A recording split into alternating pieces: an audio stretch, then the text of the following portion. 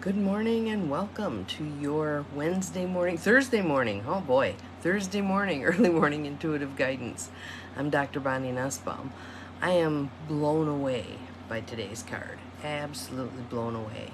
I think you are going to find it life-altering.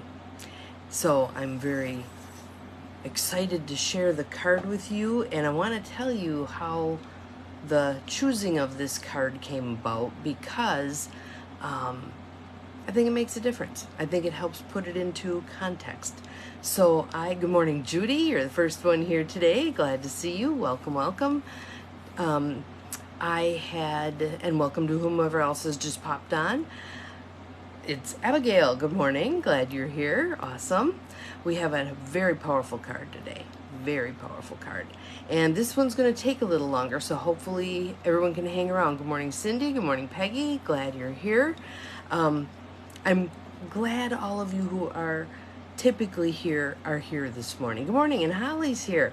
There's no accident you're here, Holly. Wait till you hear this card. Wow. As I said, this card blew me away. Good morning, Gwen. Welcome, welcome. And let's give a little preface to the card, and then I will read it. And if you have a red scarf, good morning, Gwen. If you have a red scarf or red material or red something, the cards actually are red also. So I'm just going to, because I don't have anything like that, I'm just going to imagine the red when we get to that point. But it's relevant for the card, and it's relevant for the transformation that's going to occur. But I had ordered some books from Thrift Books, and how I came around this author was one of the readings for the Episcopal Diocese of Northern Michigan. Every Thursday, we're taking July off, but every Thursday we do a little video and then have some discussion, and I do a breathwork little chunk in there. Well, one of the authors that we had a little video from was Erwin Raphael McManus. And I was sharing a few things over past videos from that, but I bought a couple of his books. The Last Arrow, Save Nothing for the Next Life. Save Nothing for the Next Life. And there's some it's basically how we go. Good morning, Sue, glad you're here. So Rayford will be excited to know that the video that he offered up for one of our Thursday meditations spawned me ordering several of this man's books, and I am, I got it yesterday. I'm about a third of the way through. Very powerful book. Very powerful book. Speaking to me loudly. The gist of it is, play full out in this lifetime. Play full out in this lifetime. Don't hold back. Don't wait. Don't save for the next lifetime. Play full out. So he shares some biblical stories, one of which I had never heard of before, which was a king being called by a holy person to do certain things, and he pulled up short. He didn't complete the task. He didn't go full out, and the holy person explained to him that basically he then had doomed himself and his people because he wasn't giving it his all. And Erwin Raphael McManus talks about that for himself, how his stepdad called him out on that right before he died, that he was kind of, the version I use is playing not to lose rather than playing to win. And so wait till you hear today's card, because it so dovetails with that idea of there's a plan. You're here for something. You have a purpose. Are you fighting against that, or are you going with that flow? I've spent much of the week previously talking to people I know and trust about what's going on in my life, and not going within and listening to the guidance that's there, that's really telling me, play full out here. Play full out. You really have nothing to lose by playing full out. Actually, in the book, he shares a story from a movie he saw that he said, the movie kind of came and went and most people didn't really resonate with it. But there was a part in there where two young men are swimming out into the ocean, and the one young man is perfect and has always won. Yes, there are no replays. And the second young man, the brother, has always come up short. Always come up short. In this particular time, they're swimming out into the ocean, and the brother who typically comes up short is ahead, and the other brother is working very hard to keep up, and periodically the brother in front will stop and they have a little conversation, etc., etc. When they get to the last place they stop in the water, the brother who's behind is panicking, like, we're so far from shore, we need to turn back, etc., etc., and he's going to the other brother. Good morning, Mel. How are you managing to beat me here? How are you coming out ahead? And the brother looks at him and says, I've saved nothing for the return journey. In other words, he's going to drown. But he has he pushed himself to expend everything he had to get to that point. That kind of stuck with me. So I dug out my Awaken oil. If you have essential oils and you have Awaken, maybe dig it out. Been smelling that. But our card deck for today, little drum roll, hang on here. There we go. The Wild Kuan Yin deck. And she only steps off the shelf when it's a big, hairy deal. Right. We maybe see her 3-4 times a year. Here we are. So our card for today, if you have the deck, it's card number 4, Daughters of the Red Tent. Daughters of the Red Tent. And again, these are longer readings. I hope you are willing to hang in there with me for this reading. It's fitting that it's longer, and it's fitting that it takes some decision on your part whether or not you're going to hang with me for the duration of this reading. All right? And even if you can't right now, to come back to it. All right? So this is a powerful calling forth. A hugely powerful calling forth. Daughters of the Red Tent. You are at the cusp of a threshold through which you shall pass into a life transformed. That's a pretty powerful opening sentence, isn't it? Hold on to your butts. Here we go. It is the natural power of your own growth process that has brought you to this stage. Stepping forth with maturity, you have outgrown the world you once knew, and even the persona that you once believed to be an accurate reflection of you. At the threshold, there can be danger, for that which is new is vulnerable until it gains full strength. But you are held in sacred protection throughout this time of transition. Soon you shall emerge in full maturity and strength, integrated and ready to bring yourself to the world in a new form. It has been decreed thus by nature herself, and so it shall be. There is such beauty and grace in the butterfly being as it is a symbol of hope and emergence into new life, a triumph of the powers of transformation and rebirth. The path of the caterpillar may seem somewhat less blessed by grace. Withdrawn from the outer world in the shroud of its chrysalis as it goes through its transformation. Yet, without the caterpillar, the butterfly cannot be. Surrendering into a process of transformation takes courage. You have to be willing to enter into unknown territory, to release many, sometimes all, forms of externally oriented security. You have to be willing to die a death of your old self, of what you have known, to be reformed, born again new.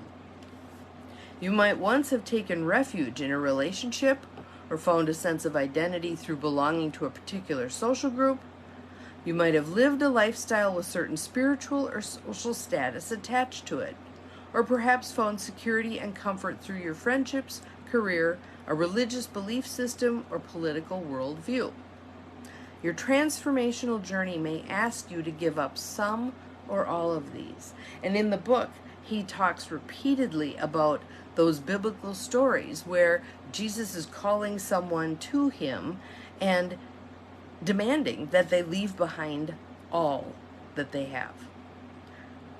Your transformational journey may ask you to give up some or all of these. You may be asked to leave a life you have known, the world you have known, behind you. That can be exceptionally painful, even whilst the life that starts afresh after profound transition calls so strongly that we simply feel compelled to take the transformational journey, no matter what it asks of us. And it's interesting, sometimes you'll see people start their transformational journey and then get pulled back into that old life, even when that's an old life they did not love. It did not work for them, it did not support them, it sapped their strength, etc. But it's familiar. Let's hope we don't fall into that. At times it will seem impossible, but you will not be invited to take such an initiation, to go through such radical transformation, unless you are capable, worthy of the challenge, and the reward bestowed at the other side of the journey in such that all suffering throughout is redeemed. Awesome, awesome, awesome. You're going to love it. It is a fabulous book. And he is so raw with his own life story that it just pulls you right in. He's got a lot of books. Good morning, Rayford. Glad you are here. This is an awesome card today. So, transformation also takes trust. There it is, that T word, trust. You have to believe in a fundamental goodness, a divine sense of growth, stimulating the changes within and around you. This next sentence I went, oh! Good morning, Deb. Glad you are here. If you cannot give up the need to be in control, if you cannot allow yourself to trust in a greater force, then you will find the process far more painful than it needs to be. You may feel as if you are going crazy, doubting yourself. Dark night of the soul, people. Dark night of the soul. Doubting yourself, doubting what life is offering you, and wondering if this is all just a sign of impending madness or disaster. And that's why I've been on this search recently. Where's some answers? Where's some support? Where's some guidance here? Good morning, Beth. And again, not going within. It's all here. It's all within. We all have this, what we need. We need to stop looking outside of ourselves, right? Yet it is neither of those things, madness or disaster. It is an invitation from life, an opportunity to partake of another life within a life, a new cycle, a new expression of you at a higher and fuller turn of the spiral in your life. Doesn't that sound lovely? Now we just have to slog through the darkness to get there. The Oracle of Daughters of the Red Tent speaks of a time when you are in transition, approaching the cusp of a new phase in a most radical sense. This is not a small transformation. This is nothing short of complete rebirth. It is the shamanic death of the old self to allow for a new self to be born. Nor is this a process from which you can pull back. It is a force of your own divine nature in wild growth, too. Good morning, Carolyn. Glad you're here. It is the maturation of your being that is taking place, akin to passing through childhood into adulthood. This is a happening at a deeper level, whereby you have matured beyond your life and identity, your sense of self as it once was. You are already on your way to becoming a new and more mature version of your essence. The Daughters of the Red Tent offer you their protection. They offer you assurance and sanctuary to nurture yourself as you go through this inevitable change. Realizing you cannot turn back, that you cannot go back to how things were, give rise to panic as well as excitement, and to fear as well as hope. Again, in the story, when the two young men were swimming out into the ocean, the one already had the intention that he was going to give it his all. He was not planning for the return journey. That's heavy stuff. The oracle of the daughters of the red tent bestows upon you the blessing of the phoenix. So no matter how challenging this time may seem, no matter how much it may feel you are giving up everything that holds meaning for you, and no matter how much you fear the transition happening, you will rise again, anew, out of your own ashes, in glorious, defiant, wild aliveness. I'm hanging on to that. I hope you are too. This oracle brings you a message. You are fast approaching a new cycle. It may not feel like you should be at the beginning during this stage of life. Perhaps you are well into your career, into a course of study or a long-term relationship, or perhaps you are advancing in years or just starting to feel that life has finally settled down. Yet a beginning is taking place at a spiritual level within you at this time. It is an advanced beginning, a step at a higher turn of the spiral. You are moving out of a proverbial pond and into the ocean. There it is again. It will feel as though you are a small fish once again until you grow and adapt into this new environment or state of being. It will happen naturally. You will be safe through the process of adaptation and emergence. And we may have to keep referencing back to that.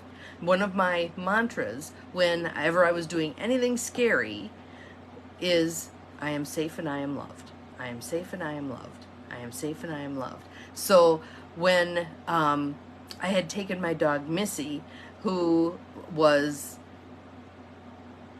a force to be reckoned with, for a walk in the woods when I lived in northern Michigan, and she was off leash because she could behave herself, and something spooked her, and I actually think it might have been a bear, and she went tearing off. And I'm standing there like, oh my God, what is happening here? And she took off, and I had no idea where she was. No idea where she was. Hang on a second, Deb, and I'll let you know. So I was calling and running toward the direction where she had gone. There's a highway right out in front of where I lived at that point. She wasn't used to the highway because we always went the back way, and I was panicked, just panicked. Got back to the hotel, and Marlo, my administrative assistant, is trucking across the backyard, very determined. And she's like, what happened? I said, where's Missy? She goes, she just came in the office door. So Marlo was there. Missy showed up. Marlo's like, this is not good. Missy's never not with Bonnie. So after that, when we'd go for walks, even if I had her on the leash, and I'm experiencing this right now after TJ jerked me off the porch on Monday. Good morning, Lucy. Glad you are here. And I hurt my ribs falling on the ground.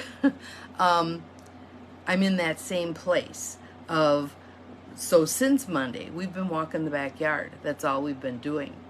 Today, we ventured out into the front yard. And I was doing that mantra. I am safe and I am loved. I am safe and I am loved. Things unfold as they're meant to. I am safe, I am loved. And I'm piecing together what I think that fall was meant to teach me. I don't have it all put together yet, so I'm not going to say too much about it, but know that it's coming together. So, the book, yes, it's The Last Arrow, and it's by Erwin Raphael McManus, which Rayford introduced me to him through one of our videos for a meditation. It's save nothing for the next life. Play full out. Put it all out there. Give it your best shot. Let's see what you got, okay? You don't want to get to the end of your life and say, coulda, woulda, shoulda. Do it. Do it. All right, so let's keep going here. Because again, these are long, but this is so important. I think this is so important. We are, as a humanity, being called to up-level. We're not meant to keep piddling along in our unexamined lives, you know, having the good enough life, being mediocre. We're going to rise above mediocrity, okay? There's a reason you 14 people are on here. There's a reason I picked this card today, or it picked me. I don't think I picked it. It picked me. Let's tune in. Let's listen. Let's take these steps forward. Let's do the scary shit, all right? This oracle brings confirmation that you can trust the changes happening for you now, or about to start very soon. They may seem chaotic, out of chaos order, but in the beginning, chaos, okay? You may feel less clear, less wise, less focused, and more out of control than ever. Well, doesn't that sound like fun? Again, hold on to your butts. Let's go through it. We'll come out the other side. And yet, you can trust yourself and in what is happening for you. Notice that word for.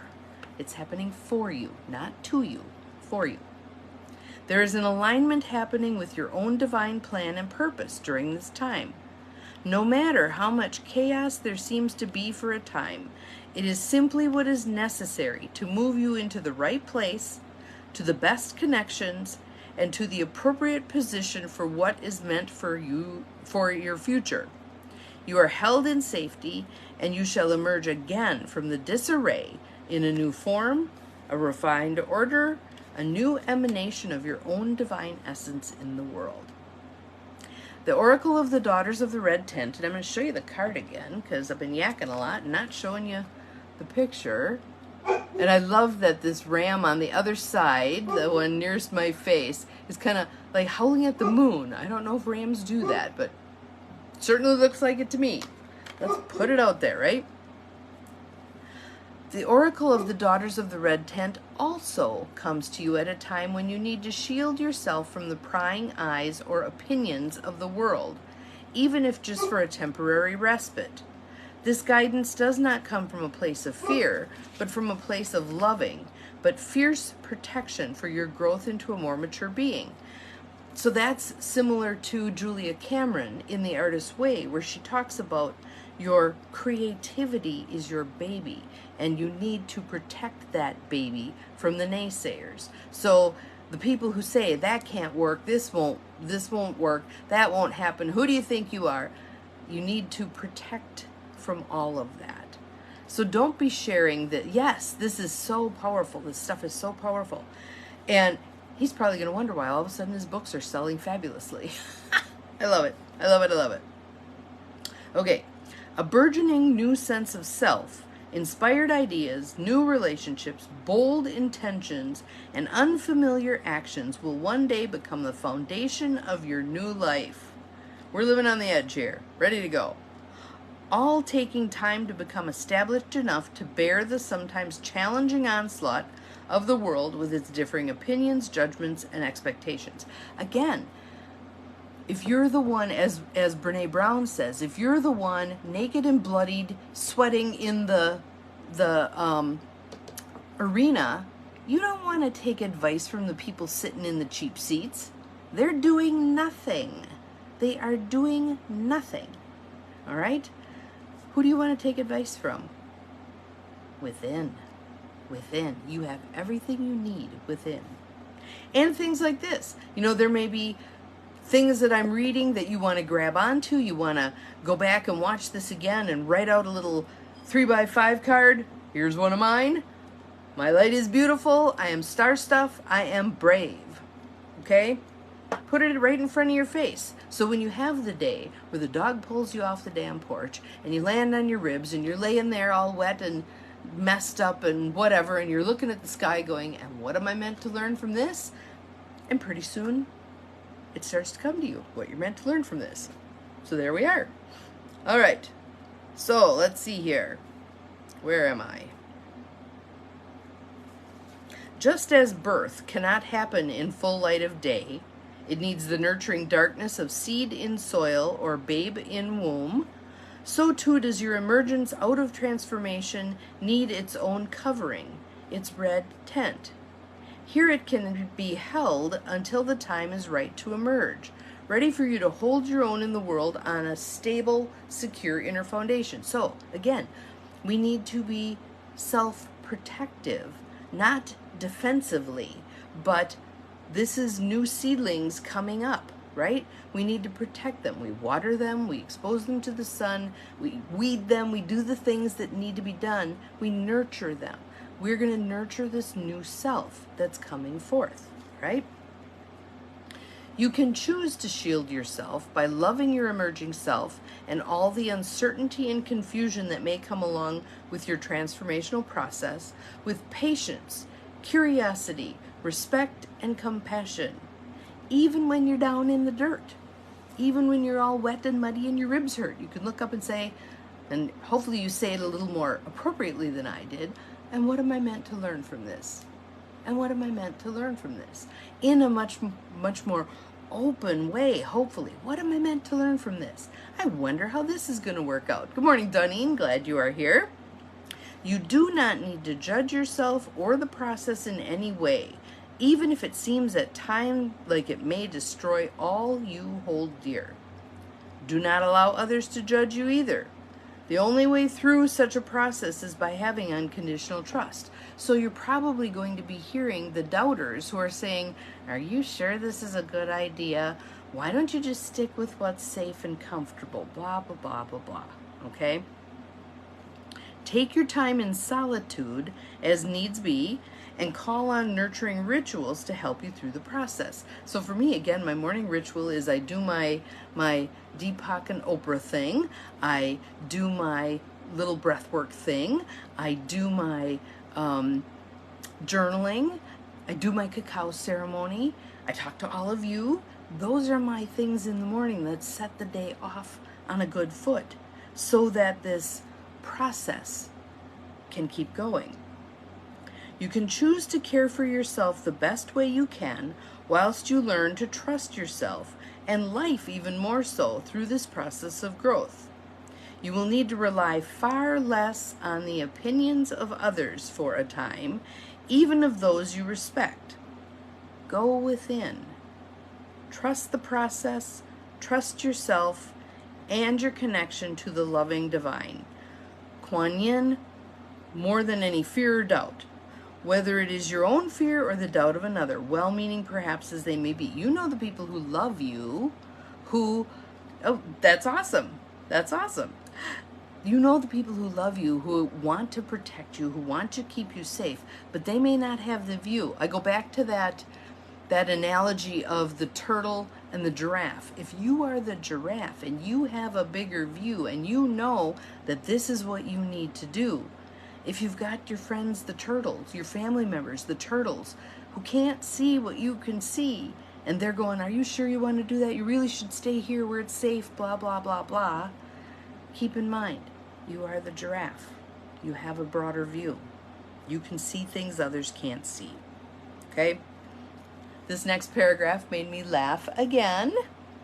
If you are working hard on a project, intentional community, anyone? On healing a particular issue within you or one you see in the world, there's so many issues in this world that need some healing attention, or are waiting for a much desired result to come to fruition, the Oracle of the Daughters of the Red Tent brings a message of patience and future success. There's the P word, patience. I'm practicing. It will grow into fullness in time, and that time is drawing near. The blessing of the phoenix bestowed by this oracle suggests a surprising return of life, even out of a situation that may seem to be very much lost, dead, or destroyed, or impossible to resurrect. I mean, I've had those moments where I'm going, Bonnie, you're 62 years old. What do you think you're going to do at 62 years old? And then I go, yeah, I got friends who are 80 and they're kicking ass and taking names. Keep moving. Keep moving. It may take a different form, but whatever appears to have been lost or sacrificed in this process of maturation will return to you through grace. The red tent is a wise, sacred space. It allows restoration and reparation for anything lost to come to fruition according to nature's timing and way. It's not Bonnie's timing and way. It's not Deb's timing and way. It's not Rayford's timing and way. It's Spirit's timing and way. Nature's timing and way. Trusting in the extraordinary power of life to reinvent and rebirth itself, even through you. So here is our healing process. All that to get us to our healing process. All the healing processes are best done in seclusion, with privacy. This one especially so. So I'm going to read through it, but you may decide you want to go back and actually do the process separate from on here. That is fine. Listen to your soul. It'll tell you what you need to do, okay? If you are in a healing group, however, I consider all of us a healing group, my group of practical rebels, right? In this case, it can certainly be done successfully as a healing group exercise. If you can find a red scarf or piece of clothing to use in this ritual, please gather it now. If it is light and comfortable to place over your head and not feel too heavy, this is best. You must be able to breathe easily and calmly through the process. You will need for there to be enough light to read the guidebook too. You don't need that. I'll read it for you. So make sure you have adequate lighting, a torch if need be. Think about that. That's kind of a more primitive way of lighting, isn't it?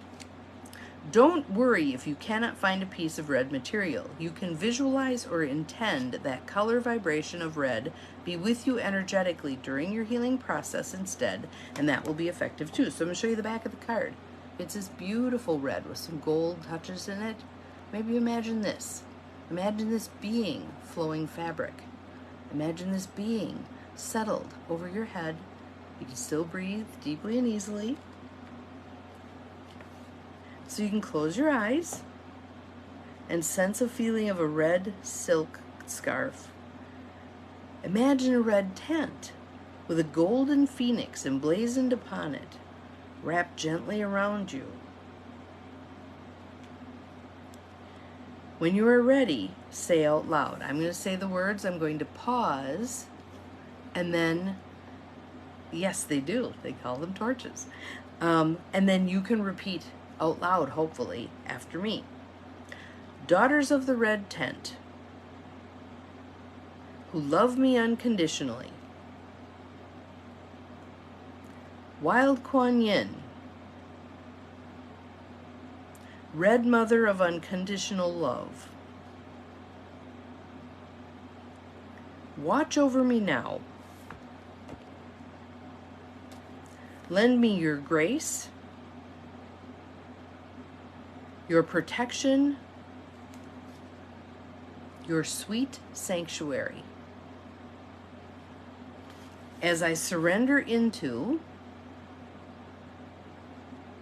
my own coming of age at a spiritual level, I choose of my own free will to trust in myself, in life, in divine love, and let go of what no longer serves my soul. I open up to receive and be in the fullness of the next phase of my beautiful life path. I accept the endings that serve greater life, and I am held in divine protection throughout this sacred rebirth. Through divine grace, mercy, and compassion, so be it. So now rest in your red tent for as long as feels good.